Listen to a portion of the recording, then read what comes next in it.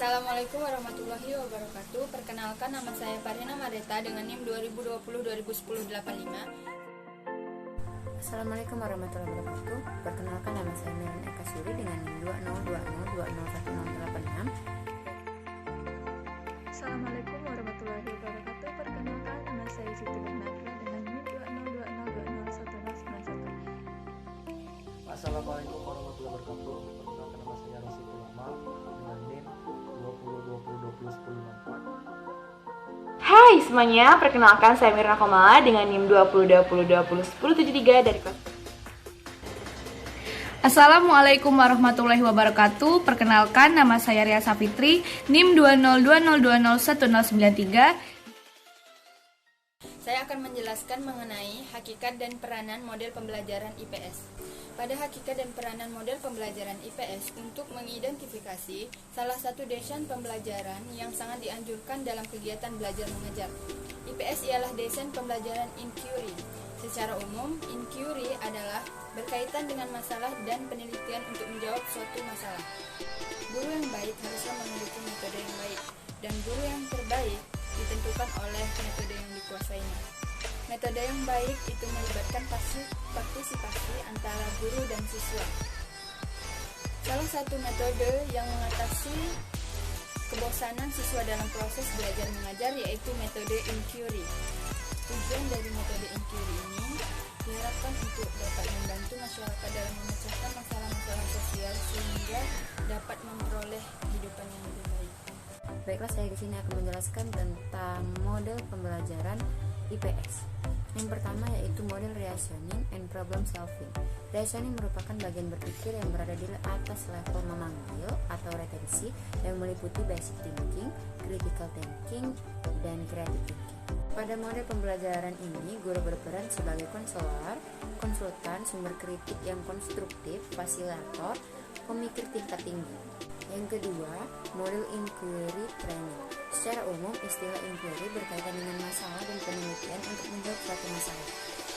Roger 1969 misalnya menyatakan bahwa inquiry merupakan suatu proses untuk mengajukan pertanyaan dan mendorong semangat belajar para siswa pada dunia pendidikan dasar dan menengah. Yang ketiga adalah model problem based instruction. Model problem based instruction adalah pembelajaran yang berandaskan paham konstruktivistik yang mengakomodasikan keterlibatan peserta didik dalam belajar dan pemecahan masalah tertentu. Kali ini saya ingin menjabarkan tentang mode pembelajaran perubahan konseptual. Konsep-konsep merupakan dasar bagi proses mental yang lebih tinggi untuk memasukkan prinsip-prinsip dan generasi-generalisasi. Mode pembelajaran konseptual memiliki 6 langkah. Salah satunya saja masalah konseptual dan konseptual, konsiderasi konseptual terkait dengan masalah-masalah tersebut. Nah, selanjutnya saya akan menjelaskan tentang model group investigation. Pemikiran dewa yang utama untuk tentang pendidikan yang utama adalah peserta didik hendaknya aktif atau learning by going. Belajar hendaknya didasari motivasi intrinsik, pengetahuan berkembang tidak bersifat tetap. Kegiatan belajar hendaknya sesuai dengan kebutuhan dan minat peserta didik. Pendidikan harus mencakup kegiatan belajar dengan saling memahami dan saling menghormati. Model group investigation memiliki 6 langkah pembelajaran. Salah satunya saya akan berikan contoh grouping atau menetapkan jumlah anggota kelompok yang menentukan sumber, memilih topik, merumuskan permasalahan. Baiklah, di sini saya akan menjelaskan poin materi E dan F, yaitu model pembelajaran VCT dan model portofolio. Model pembelajaran VCT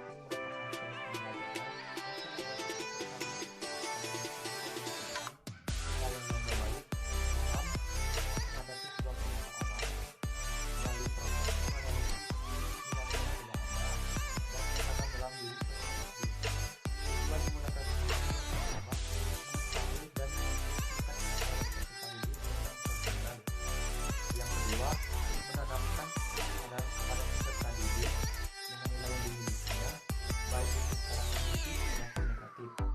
Yang ketiga, menanamkan nilai-nilai yang tertentu pada peserta didik melalui cara rasional atau logis. Yang keempat, melatih peserta didik dalam menerima dan menilai nilai dirinya dengan nilai dari orang lain. Yang kedua yaitu model portofolio.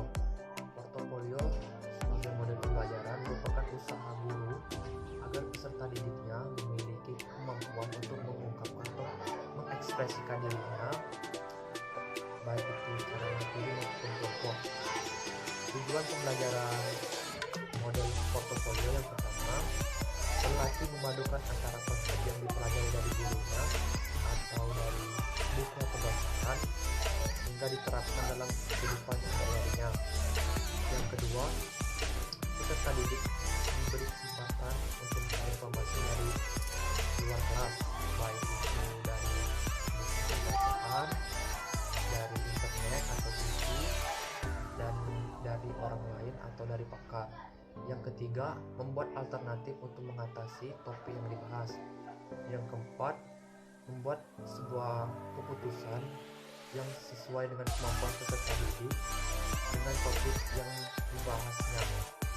Kelima yaitu merumuskan yang menjelaskan untuk mengatasi masalah dan mencegah timbulnya permasalahan dari topik yang dibahas.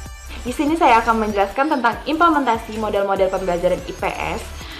Seperti yang kita ketahui bahwa kemampuan setiap siswa dalam menyelesaikan suatu masalah itu berbeda-beda, baik itu masalah sosial maupun masalah pribadi.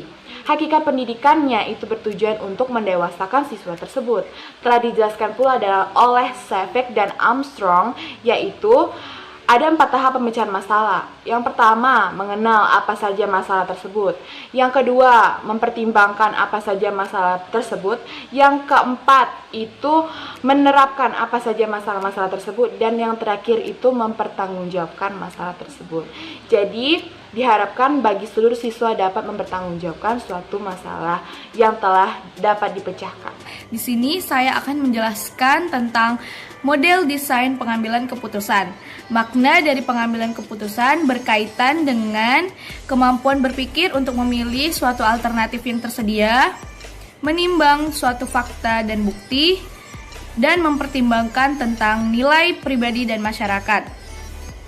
Lalu ada pun cara untuk mengambil keputusan, yakni yang pertama mengidentifikasi masalah, yang kedua menemukan pemecahan masalah, yang ketiga menimbang isi bukti dan fakta, dan yang terakhir mengambil keputusan. Lalu ada pun syarat untuk mengambil keputusan, yakni yang pertama memiliki pengetahuan sosial, yang kedua cara untuk mencapai suatu pengetahuan. Pengambilan keputusan tidak akan terjadi apabila tidak ada orang yang terkait di dalamnya. Dan pengetahuan sosial adalah suatu komponen penting untuk mengambil suatu keputusan. Demikian penjelasan dari kelompok kami. Apabila ada kesalahan, kami mohon maaf, dan kepada Allah kami mohon ampun. Wabillahi taufik wal hidayah. Wassalamualaikum warahmatullahi wabarakatuh.